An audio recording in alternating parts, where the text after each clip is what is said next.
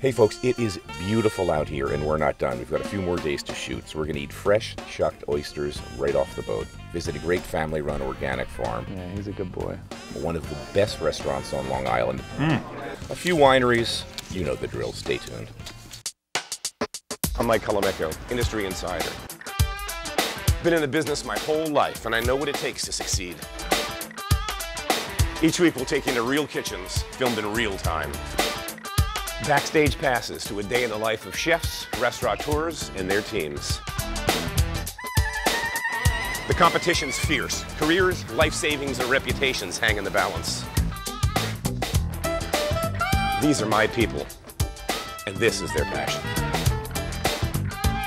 And that's what's next on Mike Colameco's Real Food. Mike Colameco's Real Food is brought to you by the continuous, generous support of the following underwriters.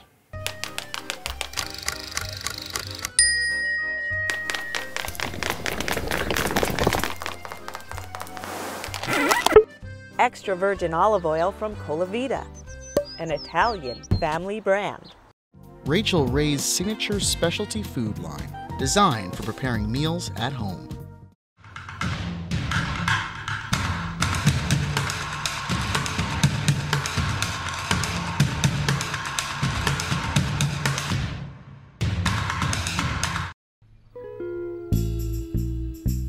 Morning, Josh. How you doing? Pleasure, man. Nice to meet you. Nice to meet. Take the top off.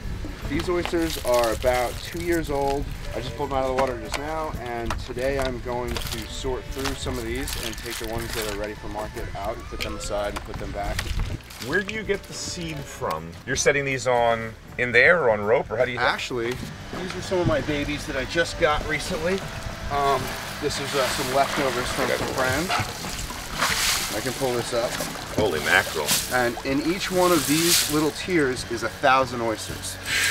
Okay, so there's 5,000 in this particular bag. That's crazy. They've grown they're probably twice the size that I got them. I'm acclimating them with this type of water because they came from Rhode Island, but I'm also trying to speed up their growth a little bit by giving them higher up in the water column more algae, more food, just for a short time, and then they can go out to the farm. Got it. And these things also clean the water. They filter 80 gallons of water a day. 50. 50 gallons right. during the growing season. Excuse me, not to. No, but that's crazy. I mean, you think of it as a little freaking oyster, inhaling and exhaling, cleaning the water. You think about that. This one little cage, this thing is going to filter 10,000 gallons of water a day. Right. One of these cages. Nuts. That's it. Well, you know, oysters for breakfast. I've heard this is a good thing. It'll be the first time I've done this. Oh man. It's just like the ocean. I mean, here, I'm surrounded by the water, so it's like not so special. What I love about this is like you're in Manhattan, sitting in a restaurant, and this, you put this thing into your nose and you just close your eyes, and yeah, this is what I see. Come on, baby.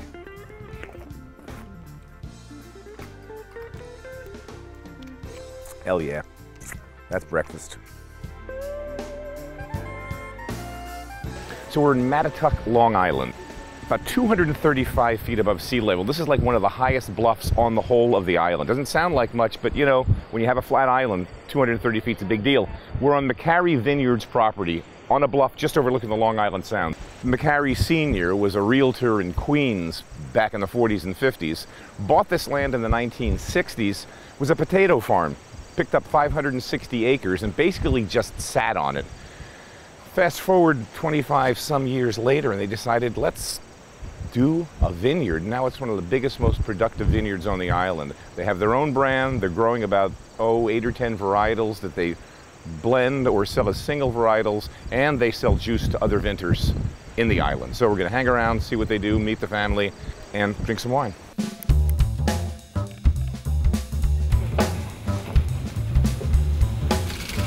I grew up in Napa Valley, and my grandpa had a little vineyard. We made really bad wine. I mean, it wasn't terrible, but we used to make wine when we were growing up, you know, and it was part of our lives, and it was a fun activity for our family. I ended up going to UC Davis. In freshman year, I took the Intro to Wine class and ended up really enjoying it. And I was always really into science, so it kind of like opened my eyes to an industry where you could combine science and being outside and active. I just realized it was like a dream job.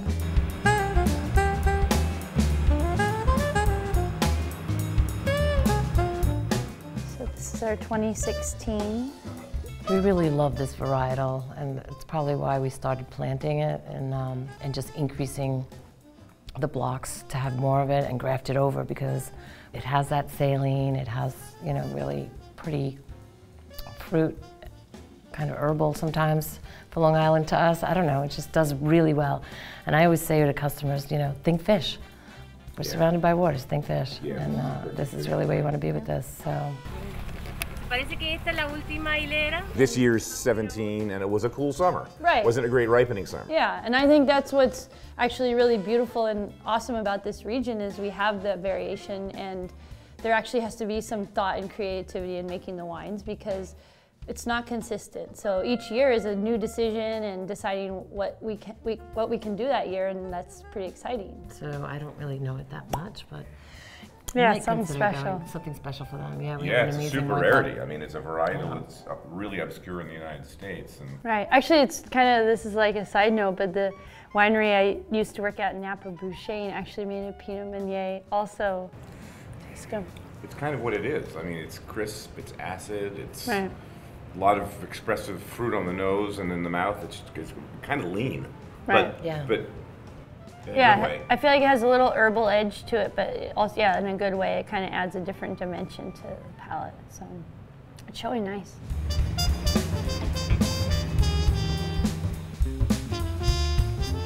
You know, as the region is you know, aging, we're kind of evolving a little bit and kind of seeing what else works besides Merlot and Chardonnay. And those will still be around, and they're still important grapes for the region, but they don't need to be the only thing going on.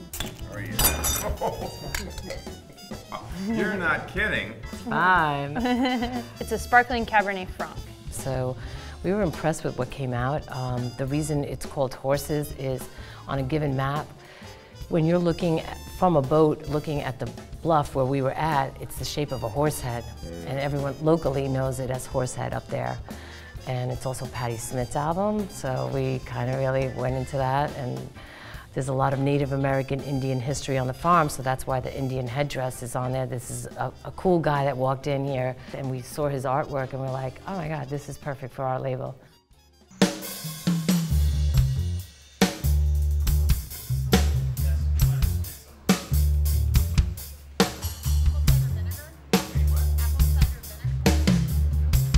Yeah, that tune is real cherry resident. This is our late summer vegetable salad. It's comprised of cucumbers, radishes, the last of the cherry tomato, a bunch of Fiends herbs, some fennel. And then we have our autumn salad that's Honeycrisp apple, golden frilled mustard, it's biodynamically grown, celery and fennel, and that's accompanied by a little bit of mimolette cheese. Claudia, thanks so much for having us. Thank you for coming to the North Fork Table and Inn. Claudia Fleming and Jerry Hayden were big shot Manhattan chefs. He came up through the River Cafe back when Charlie Palmer was there, and then headed up several other notable Manhattan kitchens, including Tribeca Grill and his own place, Muse, with his business partner, Steve Zolas. Claudia rose to fame with her long stint as the pastry chef of Gramercy Tavern, where she penned the Gramercy Tavern pastry book before they both decamped Manhattan life to open up this spot in 2006. Seafood's great, in season all your farms are great, and you've got viticulture out here, which is something else too. But how did you hear about this spot? What was this spot before? Well, we actually were just looking for a second home. You know, we had both worked for like the greatest in New York. Like, where were we gonna go? What were we gonna do? We certainly couldn't afford to open our own restaurant. So he started looking around and stumbled on this place, and it was for sale, and it's like, okay, let's go. So our pan-roasted Painted Hills strip loin of grass-fed beef goes on top of whipped potato puree. So we have 4 different kinds of carrot. They're all certified organic, if not biodynamic, and locally grown. We pick the leaves off the celery, dehydrate and make a powder that's on the side of the plate, and it's pretty much a bordelaise sauce. Red wine and bone marrow jus. This is a lightly cured striped bass with cucumber and apple mint, and this is the middles of the cucumbers that we thicken with xanthan gum and soy lecithin, charged with nitrous oxide. So you come out here and you've got this New York pedigree, you know what you want to do, which is everything from scratch. We're going to network with farmers, network with fishermen. We're going to do a New York menu in basically the country.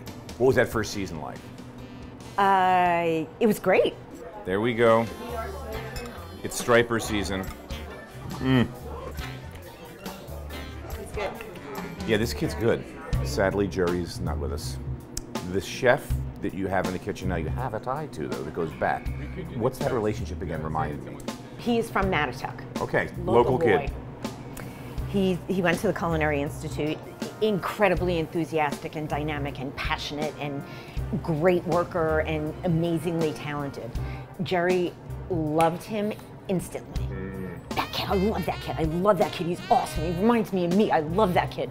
Okay, great. At the time, it was really kind of like chef's playground. This was his baby, for lack of a better term, and he was really looking to have fun and really inspired by the seasons, and he really harbored growth for a lot of the local producers that we still use today and really helped put some people on the map.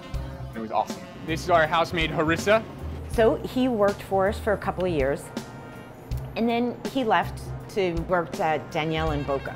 Pan-roasted wild striped bass, variations of eggplant and pepper, vanilla cashew butter. And then Jerry passed away in 2015. I called him up and I said, can you come home? Can you come home and be the chef? And he did. I love that. That's great. He did. Great. And he's been shining ever since. I mean, just amazing. Corn, instead of cooking butter and onion with fresh corn and pureeing and passing it like that beautiful classical rendition, what if we put it through a juicer and we juiced it and extracted just the fresh corn juice and then seasoned it and cooked it so that the starch is set. Yep. And the end result was something, a very pure extraction of beautiful flavor. We reattach this and run it through a second time just to make sure that we're utilizing all this high quality product that we have. Well, you're getting another pass out of that. You are. So once we have this beautiful liquid, we then come over here.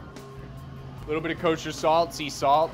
We save the cobs from the corn that we just took off, and we make a stock from that with a little bit of celery and onion and fresh coriander.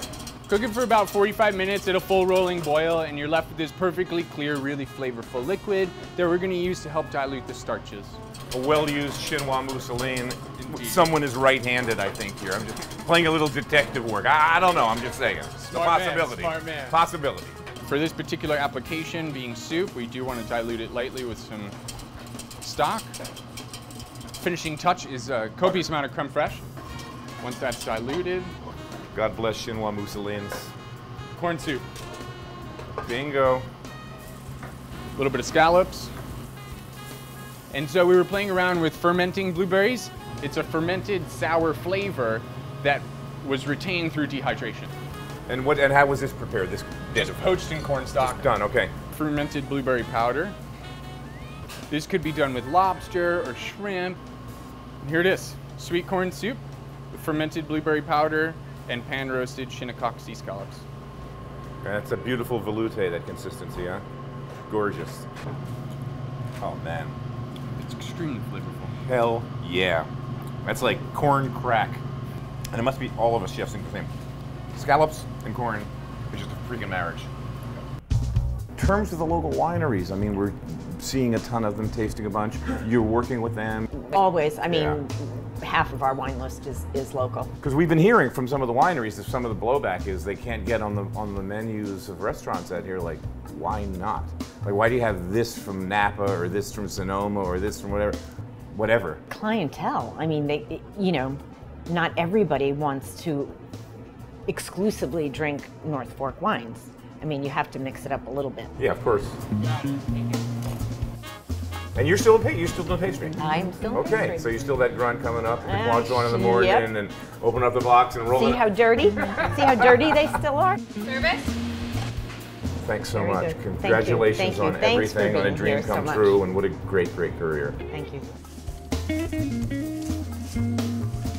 All right, hold on. I'm on this side. I'm right-handed. Okay, so you So hold left the hand grape. under here. All right, look where the stem is. It's there. Yeah, just make sure you don't. There you go. That wasn't so bad. I came from Italy in 1990.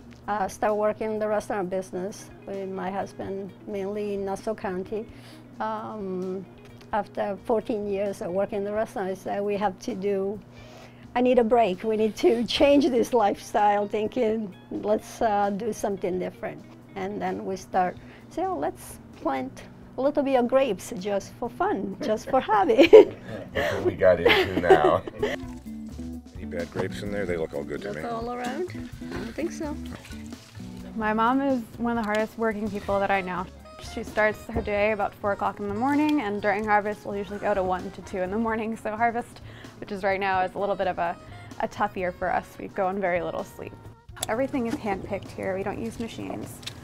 You obviously have Chardonnay. You obviously have Merlot, but you're also going Gewürztraminer. We grow Sauvignon Blanc. Do we say Grüne Veltliner? He didn't say that. Grüne Veltliner. We grow Chenin Blanc. This is our Chenin Blanc. Yes. I tasted the grapes. Yes. They were these guys. Yes, so these are the Chenin Blanc grapes. The funny story about Chenin Blanc, she decided to plant it to do white blends. I'm an avid lover of Chenin Blanc. I love it as a straight varietal. She refused to bottle it on its own. She was going to put it into a blend. I tried. I'm like, Mom, no, you can't do this. So I had a bit of a dispute, and the end result was that I actually bought it from her and forced her to put it into bottle because I refused to let her put this in. You bought it from her? There's certain, yeah, literally. It's Good Lord, you and your mom. I put passion on whatever I do. You love, because you were a really great chef. We should mention this. I mean, you were famous, New York Times reviewed, the soup lady or something like that. Yeah. Doesn't matter what I do, I put my heart and soul in it. I guess what I learned from my father back home, we ate from what we grew. You know, we had our own farm, we had our own animals, we had olive trees, so we made wine, oil, bread, everything on a dinner table.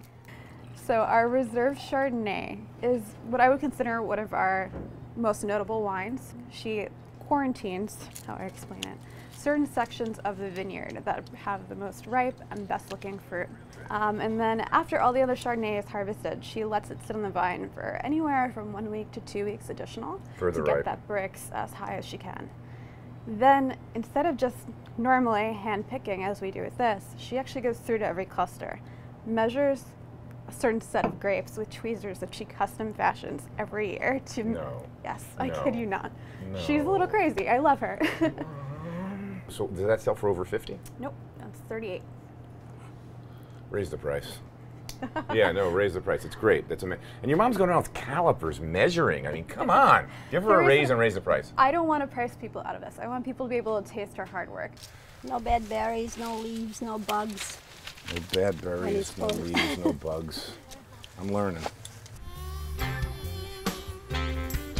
This farm has been in the family for 13 generations and exists today as a polyglot combination of vineyard, farm stand, tourist destination, pumpkin picking spot, apple orchards, hay rides, hey, you name it, whatever it takes to keep the farm afloat in the 21st century. A lot of the farms in this area of Long Island, compared to some areas of the country, relatively small. Right. And the direction our society has gone the last 40, 50 years has been mega businesses. So if you want to be a profitable farm, you have to be thousands of acres, not hundreds of acres. So that makes a competitive disadvantage for the farmers in this area. So we've decided to go a different route. We've decided to try to raise better than average products and sell them directly to the public in an effort to distinguish ourselves and find a niche for us. If you don't mind me asking, in an area where it seemed most everybody was planting kind of the usual suspects, you decided to pick perhaps the most finicky grape on planet Earth, Pinot Noir. Yeah. I was a big distributor of high-quality Burgundy from France. So I sort of knew Pinot from the French side and from the Oregon side. I had this property on Long Island, and I thought, boy, if I could make something even close, it'd be fun. Everybody can go in any direction they want. How are you farming in terms of sustainability or organic or traditionally or? Well, organic, forget that. Yeah. If you, wherever you hear that, it's probably bogus. Means, but we are in the sustainable agriculture group here on Long Island. Okay.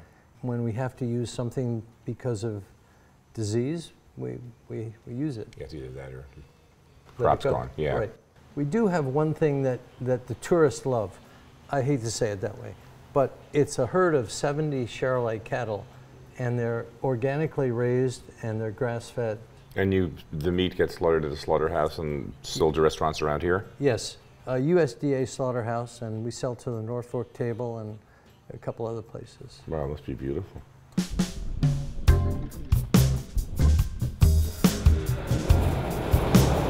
We're a custom crush facility, so what we do is we offer the space, the equipment, the personnel to allow people to produce wines in one spot. Yeah, so on the crush pad here, you know, you're actually standing on the scale that would weigh every load of fruit that would come in the door. More from a vineyard standpoint, I mean, obviously, ultimately for how much wine you're going to be making, but what did that vineyard grow? You know, so we weigh every load of fruit, and then, you know, obviously, depending on what it is, we can either put a whole clusters of grapes directly into the press, or we can de-stem and crush it and put it through into the press. So we've got quite a few pumps and hoses and gadgets to move grapes into juice. It's the end of September. We've been through the vineyards. Pretty much everybody's full-on harvest crush mode.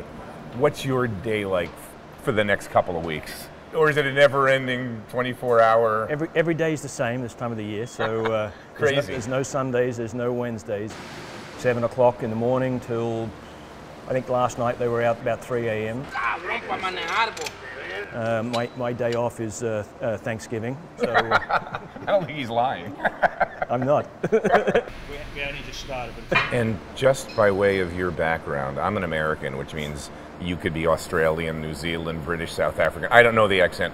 How did you get into wine? I'm Australian. Okay, I got lucky. My mother was in marketing for a large winery in Western Australia, so I sort of always grew up around it. So it wasn't this oddball idea, you know, coming out of left field. So I suppose a lack of imagination to do anything else. I did some exchanges around the world during harvest. Worked in Burgundy for a short period of time. Came over to California, Alexander Valley Vineyard for a harvest. Went to New Zealand for a short period of time. Then actually met a girl in New Zealand, traveling around a little bit after that. So wanted to come back over to the US the following year, and 32 years later, still here. I think there are 60 wineries on Long Island. That was a question we had, 60. Yeah. In 1990, when I came here, I was lucky enough in '91 to meet the Pellegrinis when they were looking to build Pellegrini vineyards. So when I got involved with the design of the winery and all the way from the beginning, they were winery 14. And the quality seems to have moved. That's moved the most, right? Volume has moved a lot, but quality has moved light years. When you bottle sparkling, you put a crown cap on, and then it re-ferments in the bottle. You let it sit for 18 months, 3-4 years. It's ready for bottling, so you start riddling it. So we'll put it into a riddling machine, and then little by little, you're trying to drag everything down into the bottom to clarify the wine and get it into an area that you can remove it. And then put a cork back in, wire hood, and get it ready for the market. Bingo. Yeah, it's actually delicious. Yes, the label is meant to be kind of our more casual, affordable line, and each of the 5 wines is currently offered in 20-liter recyclable kegs. Wine on tap, wine in kegs makes a lot of sense for recycling, for the for planet, for shipping. When there's no glass, we're not throwing it out. There's no cork. I mean, it's like win-win-win. Exactly. Next year, we'll be launching all 5 of our Bridge Lane wines in can. You know what should come back? You know what should come back? And somebody, one of those hipster folk bands like the Yvette Brothers, those leather squeeze things. Yeah. That's got to come. Come on, dude. Those it probably exists. You got those hipsters in Brooklyn with the beards down here and the ironic lumberjack. I mean, they can have that around their neck, around their shoulder, and every so often just pick it up and give it a squeeze on the L train. I wouldn't be surprised. That would be a thing. Yeah. So these are hanging probably around 260 to 280 in there, especially the heritage breeds. They just keep putting on more of a fat back on them. So, but we don't mind that. We try to use all of the fat back as well. It's good if fat. We're not using it for food or cooking with it, we'll also have somebody that makes large soaps for us. So, you know, use everything in the animal that we can. Julian makes scrapple, he makes head cheese. Scrapple, man, that's like a Philly thing. They even eat that out here? They do. That's too funny. A lot of people I like it, man. I know what's in it, but crisp that up in the morning with some eggs, and I'm down. How long have you been open? We've been farming for 6 years, but this was just opened. There's a year anniversary we just had with the butcher shop. All right, let's go outside and meet the critters.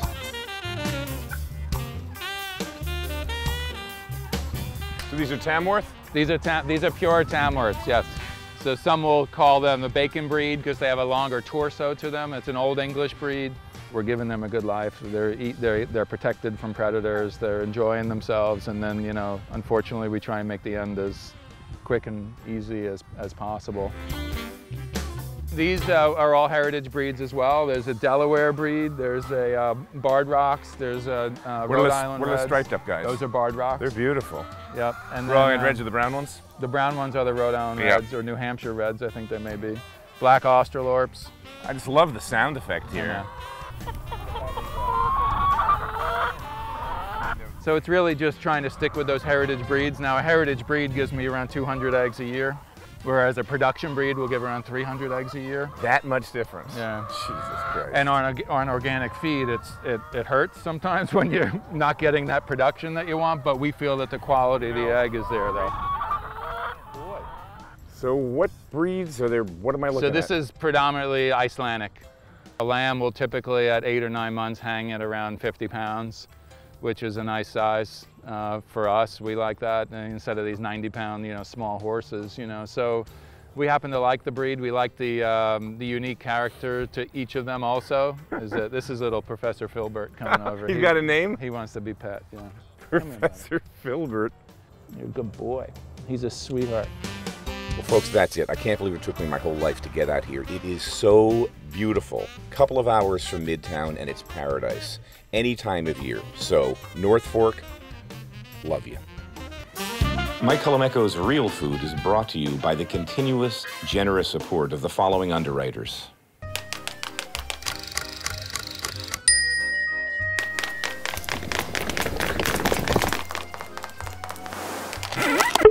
Extra virgin olive oil from Colavita, an Italian family brand. Rachel Ray's signature specialty food line, designed for preparing meals at home.